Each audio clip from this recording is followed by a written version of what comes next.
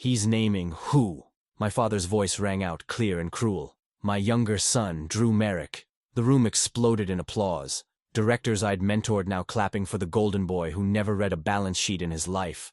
I'd given this company 33 years. I built its systems, trained its teams. And in front of everyone, my father skipped over me like I was invisible. Then HR rose, deadpan, to correct a bylaw oversight, and handed me the chairman badge like it was a sympathy trophy. I smiled. They thought they'd sidelined me, but I knew something they didn't. In 60 days, numbers speak louder than charm, and I was the only one holding the receipts. My name is Daniel Merrick, and I'm 45 years old. Every morning at 4:30 a.m., I settle into my leather chair at Merrick Holdings, reviewing bylaws while the cleaning crew shuffles past my door. My younger brother Drew, now our CEO, sleeps off another late night while I catalog his mounting missteps. Our father, Richard Merrick, Chairman Emeritus, trained me since I was 12 to read financial statements like battlefield maps. Every footnote, every decimal point holding strategic weight. My friend Victor Chen, our veteran CFO, shares my concerns about Drew's reckless decisions. The coffee grows cold beside me as I trace my finger down another annotated page. Decades of governance knowledge crystallizing into quiet certainty. When Drew stumbles, I'll know exactly which dominoes will fall. Money flows like water, but rules cut deeper than steel. But let me start from the beginning. I remember that morning like it was carved in marble. The boardroom's LED lights cast everything in stark relief, the mahogany table gleaming like wet paint. Morning sun throwing long shadows across 38 leather chairs. You know that feeling when you walk into a room and something's already wrong? That's what hit me the second I stepped through those doors. The air was thick with competing colognes, that uniquely corporate cocktail that always reminded me of funeral homes. Appropriate, considering what was about to die in that room. I'd spent 33 years preparing for this day, but something in my gut twisted when I saw the way my father's eyes skipped past me. Have you ever watched a car crash in slow motion? That's what it felt like when my father rose from his chair, straightening his tie with that theatrical flourish he'd perfected over 40 years of boardroom performances. "Ladies and gentlemen of the board," he began, and my coffee from earlier turned to acid in my stomach. "Today marks a pivotal moment in Merrick Holdings' history." I kept my face neutral, the way he'd taught me. Don't let them see you sweat. That was lesson 1 from my childhood tutorials. My fingers traced the edge of my leather portfolio, counting the stitches like prayer beads. After careful consideration, I noticed he didn't look my way. "I'm proud to announce our new Chief Executive Officer." He paused, master of the dramatic moment. "My younger son, Drew Merrick." The applause hit like a physical wave. I'd been in this room when we closed billion-dollar deals, but I'd never heard such enthusiasm. Watching Drew rise, adjusting his Italian suit with practiced casualness, I felt the floor tilt beneath my feet. My brother, who'd never completed a quarterly report without my corrections, who treated board meetings like social events, was now holding the keys to my father's kingdom. I barely registered HR's throat clearing through the fog of unreality. "If I may," Barbara Chen from Human Resources stood, her silver-rimmed glasses catching the light. "There is one additional item requiring immediate attention." The applause died down as she shuffled through her papers. "Per Section 7.3 of the updated corporate bylaws, we need to formalize a technical correction." She paused, and I felt Victor, our veteran CFO, shift slightly beside me. The position of chairman must be filled, concurrent with any CEO appointment. My father's brow furrowed. The first crack I'd seen in his carefully orchestrated morning. Barbara continued, her voice steady. "The Board Oversight Committee has reviewed the qualification requirements and recommends Daniel Merrick for the position of chairman, effective immediately." The silence that followed felt different from the celebratory hush of Drew's announcement. You could almost taste the awkward calculation as people processed this twist. I kept my expression neutral, though my mind was already racing through the implications. "I move to approve," Victor said quietly from my left, his weathered hand raising slightly. Several others followed, and just like that, I was chairman of the board. "Congratulations, Daniel," Barbara said, sliding a leather folder across the table. Inside lay the formal appointment papers, already marked for signature. The corporate machinery never stopped moving, did it? I signed where indicated, my pen strokes precise and unhurried. Years of watching my father had taught me that every gesture in this room was theater. "Thank you," I said, pitching my voice to carry just far enough. I'm honored to serve the company in this capacity. Drew's expression was fascinating, like someone who'd just won a hand of poker only to discover the stakes weren't quite what he'd thought. His grin stayed fixed, but I caught the quick calculation behind his eyes. He understood the same thing I did. He had daily operational control, but I had oversight. He could drive the car, but I could audit the mileage.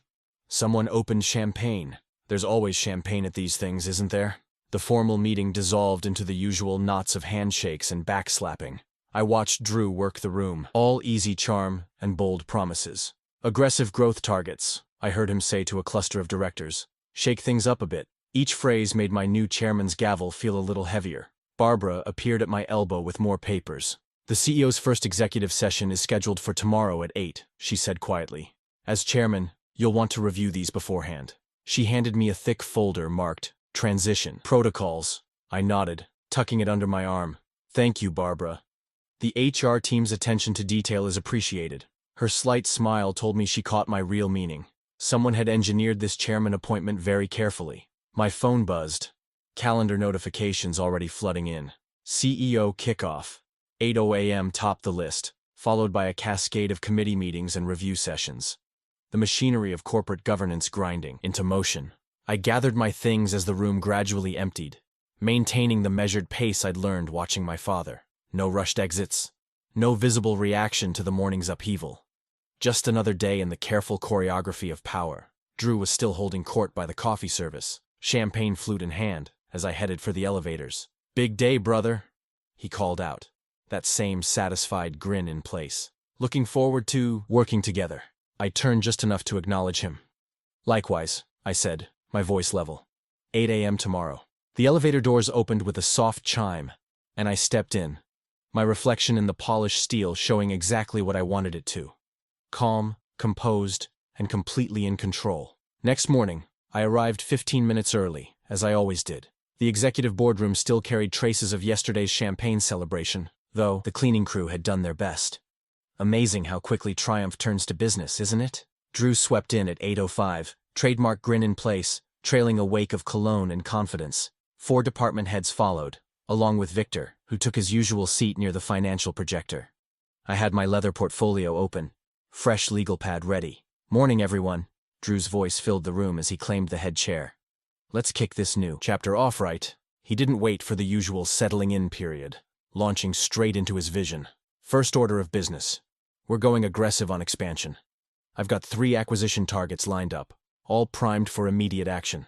My pen moved steadily across the paper, documenting every word. The names he dropped weren't small fish. We were talking 9-figure deals, minimum. Personnel expansion too, Drew continued, clicking through a PowerPoint I hadn't seen before. Top talent doesn't come cheap, but I've got commitments from 6 VP-level executives at our competitors. Premium packages, obviously, but worth every penny for the market share they'll bring. I glanced at Victor, catching the slight tightening around his eyes as compensation figures flashed across the screen. 7-figure signing bonuses, equity packages that would make investment bankers blush. Drew, I kept my tone neutral, professional. Could we review the cash flow implications? These commitments would hit our quarterly covenants pretty hard. He waved it off with that same easy charm that had always worked on our father. Danny, we've got to think bigger. Can't let accounting hold back growth. He turned to the whiteboard, sketching out market share projections that looked more like wishes than math. I stood, taking a different marker. Let me map out our solvency requirements. Methodically, I outlined our debt covenants, working capital minimums, and the audit thresholds we'd face in 60 days. The numbers didn't lie, even if no one wanted to read them. Moving fast means taking chances, Drew said, talking right over my concerns. I've got some creative financing lined up through private channels. Off-balance sheet stuff, very cutting edge. That made Victor's head snap up, but he held his tongue. I watched him pull up a spreadsheet, his fingers flying over the keys as he ran what I assumed were leverage scenarios. The department heads were practically vibrating with excitement as Drew detailed their expanded budgets. New offices, doubled headcount, marketing blitzes. The wish list kept growing. I documented every commitment, every deadline, every dollar promised. We'll need complete documentation, I said during a rare pause. Full diligence packets on these acquisitions, term sheets for the new hires, and detailed cash flow forecasts. I checked my calendar. Let's say by Friday? Drew's smile flickered just slightly. Sure. We'll get you whatever you need. He turned back to his audience. Now, about those market expansion plans. I let him run for another 20 minutes, my pen never stopping. Every promise, every projection, every handwave at proper process. It all went into my running memo. The quarterly audit clock was already ticking, and someone needed to keep track. The session finally wound down around 10, with Drew holding court by the coffee station, still selling his vision to the energized department heads. I was closing my portfolio when my phone lit up with a new calendar notification. The subject line sat there like a coiled snake. Conduct, review, attendance required. The sender was Barbara from HR, and the time slot was tomorrow at 2.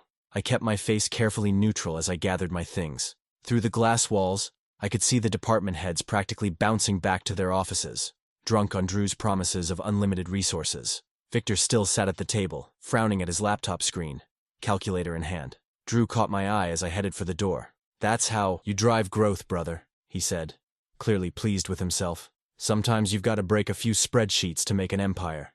I nodded once, my memo feeling heavier by the second. "Friday," I reminded him. "I'll need all those documents by Friday." His laugh followed me into the hallway. Always the accountant, Danny.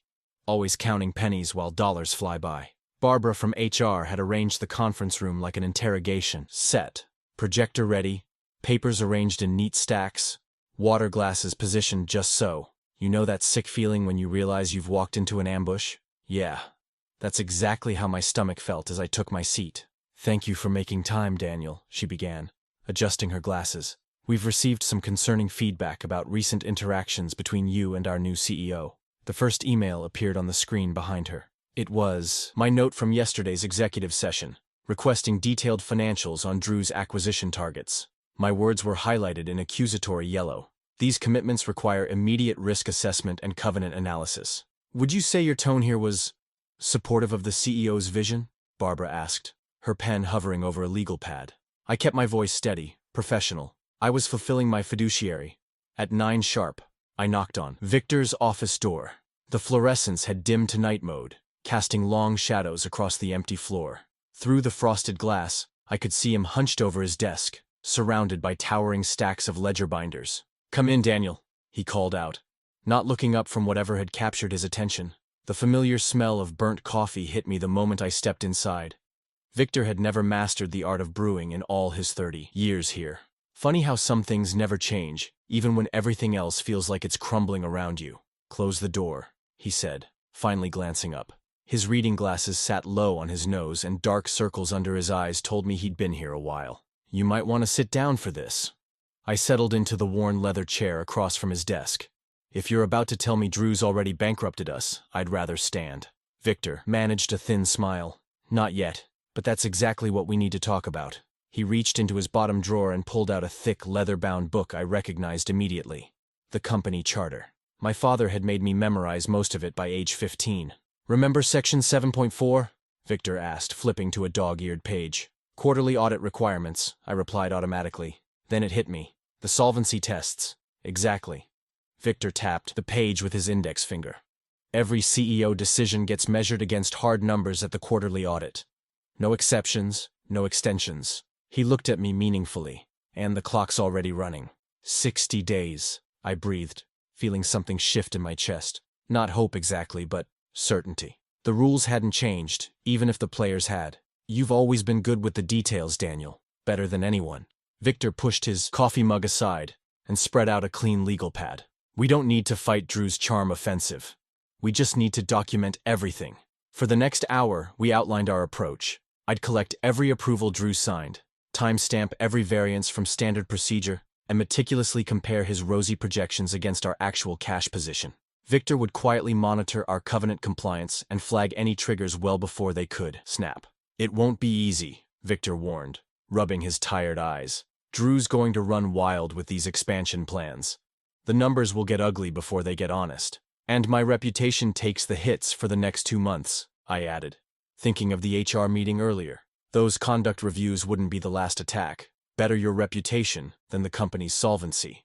Victor's voice carried the weight of someone who'd seen too many good businesses crater from unchecked egos. Sometimes leadership means absorbing the punches until the truth catches up. I stood and walked to the window, watching security lights flicker across the nearly empty parking lot. The digital clock on Victor's desk clicked over to midnight, and I found myself whispering the date aloud. 60 days. I could already feel them counting down. We focus on documentation, not drama, I said, turning back to Victor. Every approval, every variance, every projection versus reality. When audit day comes, the numbers will tell their own story. Victor nodded, gathering up the charter. Drew thinks he's playing chess while you're stuck with checkers. He hasn't realized you've memorized every rule in the box. As I helped Victor sort the binders back into their shelves, I felt oddly calm. Not because the path ahead would be easy, it wouldn't be, but because finally, after days of feeling powerless, I had something solid to hold on to. The same rules and procedures I'd spent my life mastering hadn't abandoned me. They'd just been waiting for the right moment to matter. Victor locked his office door behind us, the sound echoing through the empty floor. Get some rest, Daniel. Tomorrow we start building our case, one spreadsheet at a time. The midnight air hit me as I walked to my car, crisp and clarifying. 60 days felt like forever and no time at all, but I'd rather have truth and time on my side than charm and chaos on my brother's. The next few weeks felt like walking through quicksand while trying to juggle ledgers. Every morning I'd arrive before sunrise to review the previous day's paperwork, a ritual that reminded me of shadowing my father years ago, when he'd quiz me on cash flow projections over breakfast bagels that went stale before we finished them. Just got another expansion approval request, Victor said, dropping a stack of papers on my desk one Tuesday morning. Drew's looking to lease 3 more offices before the quarter ends. I nodded, reaching for my documentation checklist. Let me guess, no vendor vetting forms? Not even a basic credit check on the property owners. That's how most days went. I created tracking spreadsheets for every decision that crossed the executive floor. Each time Drew waved through another budget increase, I'd note the variance against our standard thresholds. When he'd skip due diligence on new vendors, I'd log the gap in our compliance matrix. Everything got time-stamped, countersigned, and filed in triplicate. You might think I was being obsessive, but that's exactly what the situation demanded. Each document was another pixel in the picture we were slowly building for the auditors. During Drew's weekly updates, I'd sit quietly taking notes while he charmed the room with growth projections that made Vegas odds look conservative. The other directors would lean forward, caught up in his enthusiasm, while I tracked each promise against our covenant limits. My brother seems determined to find problems where opportunities exist, Drew announced during one particularly tense meeting. Perhaps he's having trouble adjusting to the new dynamic. I kept my eyes on my notebook, feeling the sideways glances from around the table. The undermining narrative was sticking. I could tell by how conversations would pause when I entered break rooms, how junior staff would suddenly remember urgent calls when I approached. But I had Victor. Every afternoon, we'd meet to align our findings and run stress tests on the cash flow models. The numbers didn't lie, even if they weren't telling a story anyone wanted to hear yet. 30 days, I marked on my calendar one evening, the red circle around the audit date looking more like a lifeline than a deadline. My phone buzzed with another HR email. They'd taken to sending clarifying questions about my approach to collaborative leadership. I answered each one with documented examples and policy references, keeping my tone as neutral as a tax form. Remember those old westerns where the hero has to hold his fire until the perfect moment, even while taking hits? That's what this felt like. Drew had the crowd on his side, but I had substance building in my corner. The audit would tell the real story. We just had to make it there. I drafted what I called my insurance policy, a detailed memo titled Audit Readiness Comparative Variance Map. It laid out every decision against our historical benchmarks, complete with risk ratings and covenant implications. The internal audit team would get it next week. Let them start connecting the dots early. The sun was setting when my computer chimed with a calendar invite. Confidence review. Contingent upon continued interference. I had to admire the wordsmithing. They'd managed to make doing my job sound like sabotage. I leaned back in my chair, watching the city lights flicker on across the skyline. The same view I'd admired as a kid, back when my father would let me sit in his office while he finished up late calls. He'd always said the lights reminded him that behind every window, someone was making decisions that mattered. Victor knocked on my doorframe. Just got out of the Treasury review. You should see these latest numbers. That bad? Let's just say I'm glad we've been keeping receipts. He dropped another folder on my desk. Need help logging these? I managed a small smile. Pull up a chair. We've got documentation to do. The next morning hit different. Maybe it was the extra shot of espresso, Or maybe it was knowing we were in the home stretch of this documentation marathon. Either way, I was already at my desk when Victor arrived, his arms loaded with fresh treasury reports. "Morning," he said, settling into what had become his usual chair. "Ready to see how creative accounting got overnight?" I pulled up our tracking spreadsheet. Hit me with the highlights. 3 more vendor contracts signed without competitive bids. 2 new lease commitments that'll blow past our debt service coverage ratio. And my personal favorite, a strategic consulting engagement that costs more than my annual budget. You know that feeling when you're watching someone build a house of cards? That mix of fascination and dread? That's what tracking Drew's decisions felt like. Each new commitment stacked higher, wobblier, with our cash reserves stretching thinner underneath. I started assigning variance owners, making sure each department head understood exactly which covenant thresholds they were approaching. Most of them didn't like it, but I needed their signatures acknowledging the risks. Paper trails matter when things get messy. "Daniel," my assistant poked her head in around noon. "There's some chatter from the marketing team about a new agency contract?"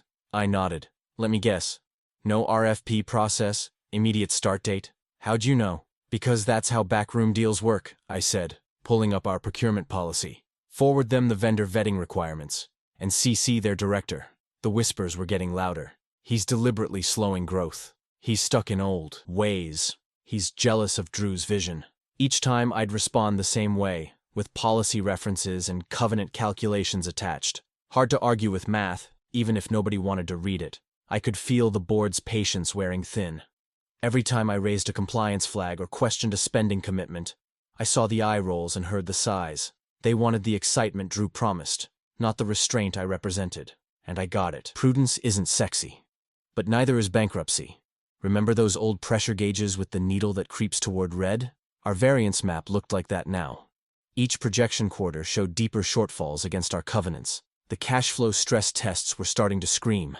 "Victor," I called across the hall, "can you verify these numbers?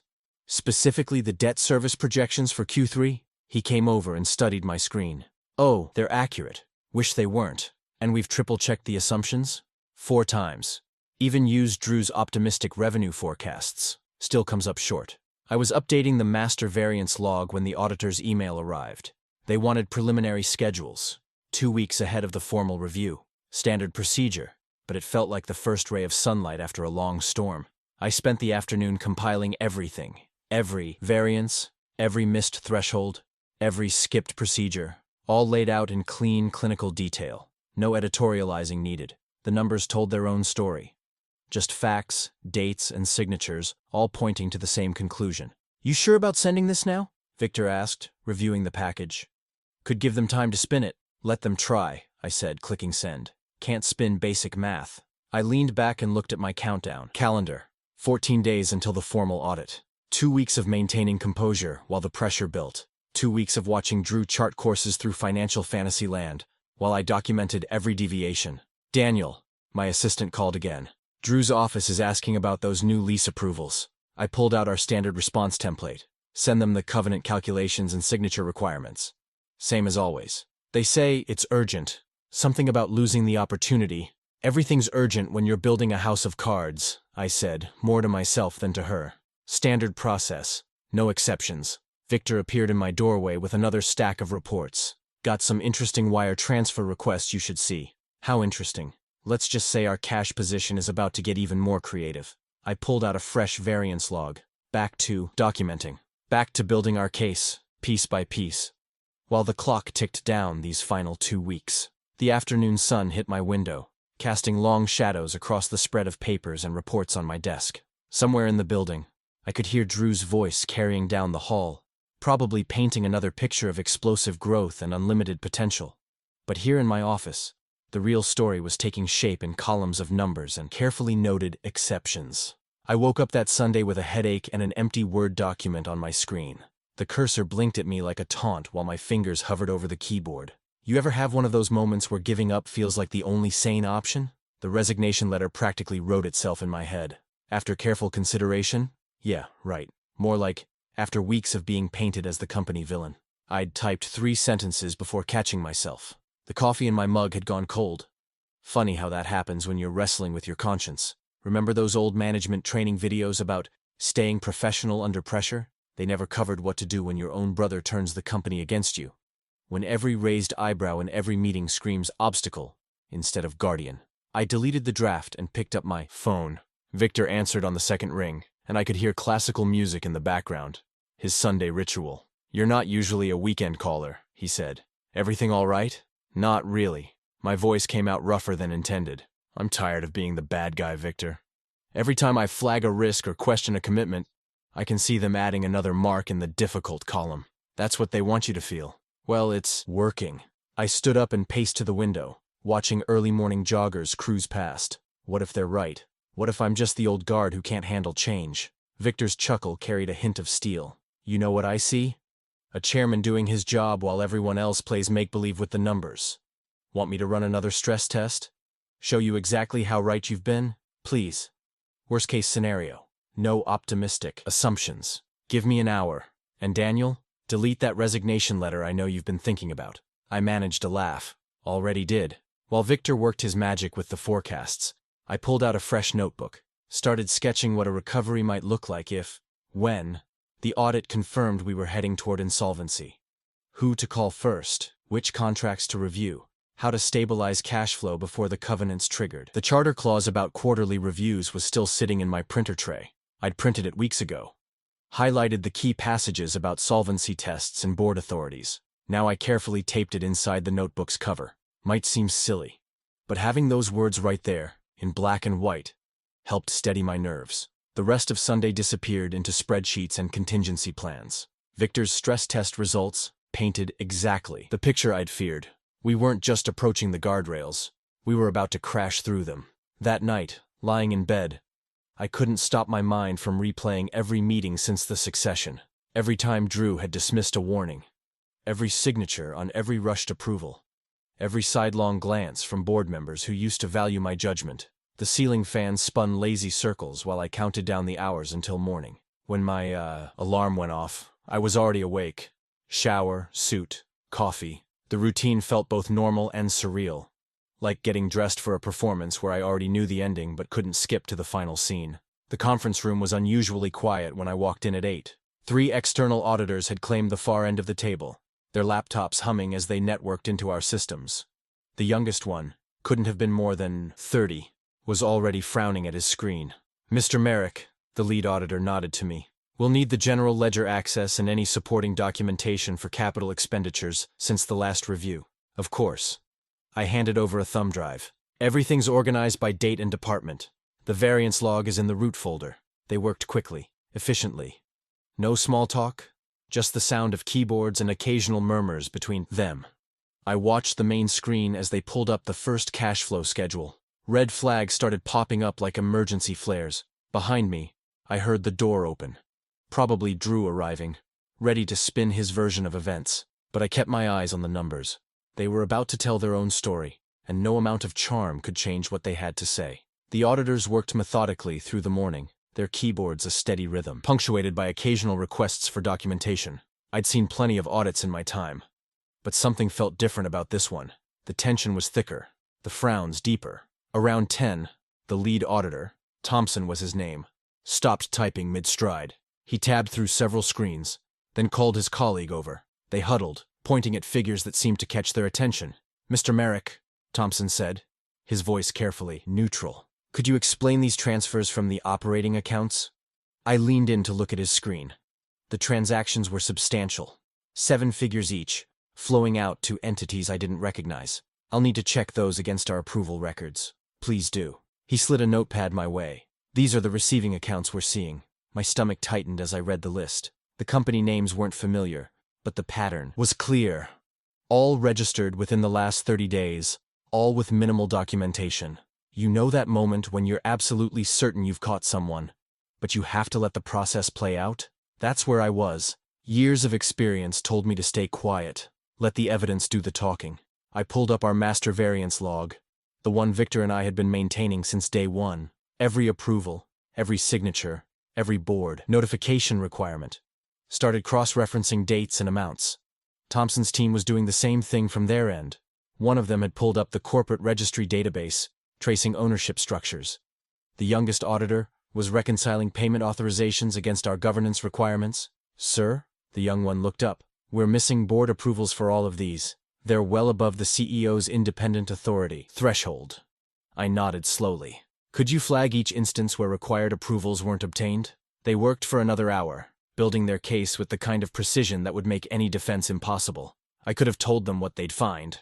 Hell, I'd suspected it for weeks. But this wasn't about what I knew. It was about what they could prove.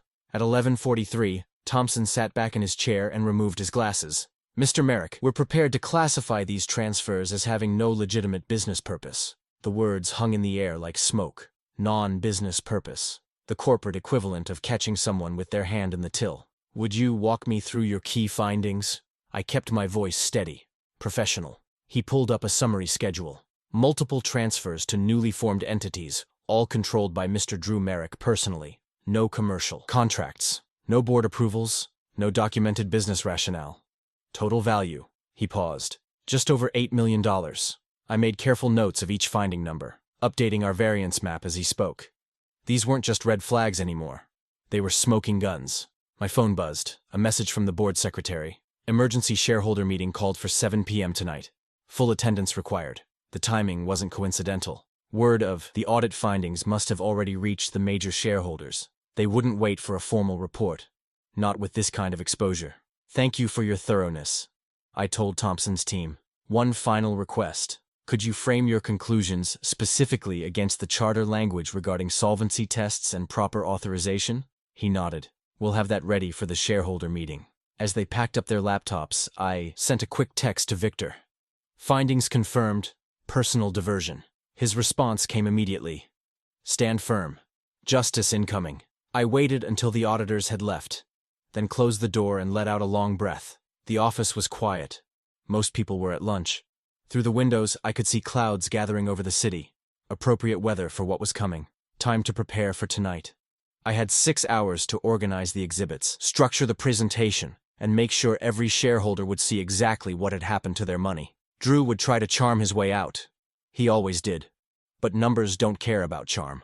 I grabbed my notebook and headed for my office. The charter clause I'd taped inside caught my eye, and I allowed myself a grim smile.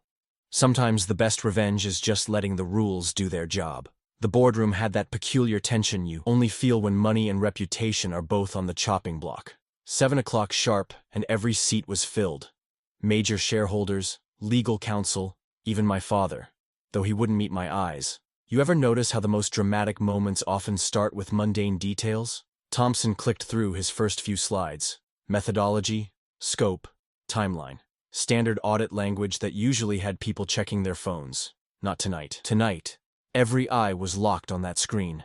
Based on our examination, Thompson said, adjusting his glasses, we identified multiple unauthorized transfers totaling $8,400,000. He paused, letting that number sink in. These funds were directed to privately held entities under the sole control of CEO Drew Merrick. I kept my expression neutral, though my hand tightened slightly on my pen. Across the table, Drew sat perfectly still. That familiar, confident smile frozen in place. But I'd seen that smile enough times to know when it was masking panic. The general counsel stepped in next, laying out the violations in careful legal terms. Each transfer exceeded authorized limits. None received board approval. All fell outside standard operating procedures. She gestured to the charter displayed on the screen.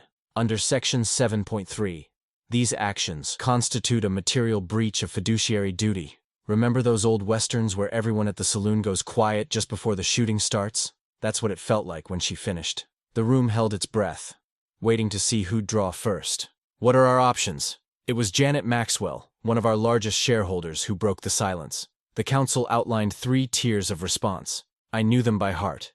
Had studied that section of the charter enough times during those long 60 days. But I kept quiet, letting the process play out. The most immediate remedy available, the council continued, is suspension of all dividend payments to the responsible party, effective immediately upon majority vote. How soon can we vote? Another shareholder. Tom Chen, if I remember right. Amazing how fast support can evaporate when 8 million goes missing. They called the vote within minutes. I abstained, naturally. Proper governance matters, especially in a crisis. Not that my vote was needed. The motion passed with 89% support. I'd seen plenty of financial blows land in my career, but this one was different. Drew's lifestyle ran on those dividend checks. Without them, he'd be underwater on half his properties by next month. The Ferrari, the boat, the vacation homes, all built on a foundation that just crumbled. When the vote was recorded, I finally spoke. If I may, I kept my tone measured, professional. I've prepared a stabilization framework to protect company operations. With the board's permission, we can begin implementation once the documents are formalized. They approved it without discussion. Funny how a crisis focuses people's minds on solutions. The meeting wrapped up quickly after that. Nobody wanted to linger. I gathered my papers, noted action items, stayed in chairman mode right up until the last person left. In the hallway, Drew stood alone, staring at his phone. I could see the screen from where I passed. Calls from his broker, his bank, his real estate agent, all going unanswered. That expensive suit suddenly looked heavy on his shoulders. My own phone buzzed. Victor's text was brief. Stage 1 complete. I was about to respond when another number flashed across my screen. Marie Chen from the Financial Times. Word travels fast in our circles, especially when it's this juicy. The irony wasn't lost on me. Drew had always been the one cultivating journalists, feeding them quotes, playing the charismatic CEO role. Now they were calling me instead. I slipped the phone back in my pocket without answering. Let the process speak for itself. The numbers told a clear enough story without any spin from me. Standing there in that quiet hallway, watching Drew's world unravel one unanswered call at a time, I felt no triumph, no satisfaction. Just the heavy certainty that actions have consequences. And sometimes justice comes dressed in audit reports and charter clauses. You know what's funny about karma? It doesn't need your help once it gets rolling. After that shareholder vote, I barely had to lift a finger. The dominoes just kept falling. The first reporter who caught me in the lobby got the same response I gave all the others. No comment pending formal disclosure. They didn't like it, but they respected it. That's the thing about financial journalists. They understand process. Give them numbers instead of drama, and they'll usually run with those. I was reviewing contingency plans with Victor when the first headline hit. The Wall Street Journal led with Family Empire rocked by audit findings. Below that, in slightly smaller text, CEO Drew Merrick diverted $8.4 million to personal ventures. They're being gentle, Victor muttered, sliding his reading glasses up. Wait for round 2. He was right. By afternoon, the Financial Times had Drew's corporate headshot splashed across their site with "Heir Who Betrayed Trust" in bold letters. The story detailed every transfer, every violated protocol, every ignored warning. Someone had leaked the full audit report, though I never asked who. Remember those old cologne ads Drew did last year? The ones where he posed as the successful young CEO, all confidence and class?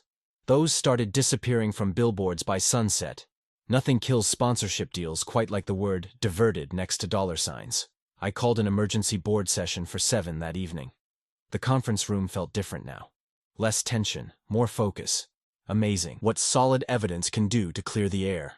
Ladies and gentlemen, I began, laying out copies of our recovery framework. We have 3 immediate priorities: spending freeze, vendor negotiations, and covenant compliance. Victor walked them through the numbers while I tracked reactions. The same directors who'd questioned my interference weeks ago were now nodding along, making notes, asking smart questions about implementation. Full transparency, I assured them, clicking to the timeline slide.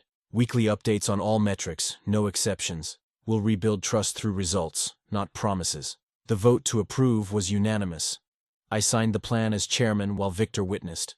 Simple, clean, by the book. Everything Drew had fought against for 60 days. One last item, I added before adjournment. I'm instituting an open-door policy for all department heads. Any concern about stability or operations come straight to my office. You should have seen the relief on their faces. Turned out people actually liked clear lines and consistent rules. Who knew? After everyone left, I stayed behind to finish some paperwork. The boardroom was quiet, except for the hum of the ventilation system. The same hum I'd grown up hearing during those childhood lessons with my father. That's when I noticed the nameplate on the table. CEO, Drew Merrick, it read, though the letters were scuffed from some previous move. There was a small crack running through the CEO part, probably from being handled roughly. The image hit harder than I expected.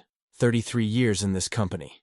And titles still came down to plastic nameplates that could crack like cheap souvenirs. I pulled a small box from the credenza. One I'd ordered weeks ago but hadn't opened until now. Inside lay a new nameplate, clean and simple. Chairman. No name, no flourish, just the role and its responsibilities. I ran my thumb over the crisp edges, feeling the weight of it. Not just metal and plastic, but everything it represented. Stability, integrity, proper governance. All the boring, essential things that kept empires from crumbling. The old nameplate went into a drawer. I'd let facilities handle it tomorrow. For now, I just wanted to lock up and head home. As I hit the lights, my phone buzzed with another press inquiry. I didn't even check it. Some stories don't need extra narration. Sometimes the numbers speak clearly enough on their own. The next morning hit different. Know that feeling when you've been carrying something heavy for so long that your muscles forgot what normal felt like? Then suddenly it's gone, and your whole body just remembers? I was at my desk by 6, scanning wire confirmations that spelled out Drew's new reality in cold digital text. Dividend payment status suspended. No drama, no argument, just banking software doing what banking software does. The screen might as well have read, "Actions have consequences." My phone had been buzzing since dawn.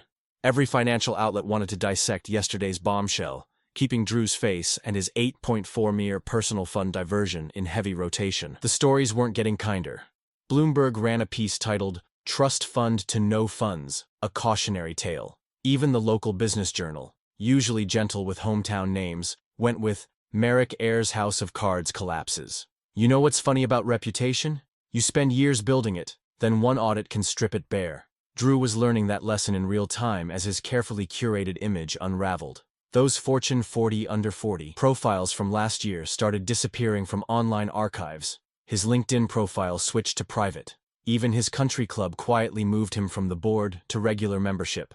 I spread the recovery plan across my desk. 42 pages of precise steps back to stability. Every department had their marching orders: immediate spending freeze, vendor contract reviews, and weekly variance tracking. No shortcuts, no backroom deals, just clean, documented process. "Victor?" I called through the intercom. "Got a minute?" He appeared in my doorway, reading glasses hanging from his neck. Same crisp bow tie he'd worn for 20 years. "Some things don't need updating. Bring your notary stamp," I added. "Time for some housekeeping." We walked to the boardroom together, our footsteps echoing through halls that felt lighter somehow. The morning sun caught the glass walls just right, making everything look fresh and clear. I pulled out a long, narrow box I'd been saving. Inside, nestled in foam, lay a new nameplate. Not plastic this time, proper steel, professionally etched. Simple block letters that read, "Chairman," with the company logo beneath. No personal name needed. The role mattered more than the person. Victor watched as I carefully lifted Drew's cracked nameplate from its holder. The CEO letters were scuffed worse than I remembered, like they'd been fighting their own losing battle these past 60 days. "Would you do the honors?" I held out the new plate. Victor placed it with the precision of someone who understood what moments like this meant. The steel settled into place with a soft click that felt more final than any audit report. I ran my hand across those raised letters, feeling each clean edge. 33 years of learning governance, of respecting process, of believing that systems beat shortcuts. All of it condensed into 7 letters that meant exactly what they said. "You know," Victor said, adjusting his bow tie, "I've seen 3 succession fights in my career. This is the first one where the paperwork won." He wasn't wrong. Drew's defeat wasn't about backroom politics or family drama. His own signatures had buried him. His own numbers had exposed him. Now his accounts were frozen while headlines turned his name toxic. The scoreboard was crystal clear in red and black. I pressed the intercom. "Facilities? Need a favor. Could you archive the old nameplate? Label it Succession Expense 2023 AS and file it with governance records. Might seem petty, but proper documentation matters. Every business lesson leaves a paper trail." Standing at the head of that table, looking at that clean new nameplate catching morning light, I felt something settle inside me. Not victory, nothing that small. More like validation. Proof that doing things right still meant something. "You know what this comes down to?" I said, straightening my tie in the window's reflection. "Discipline beats entitlement every single time."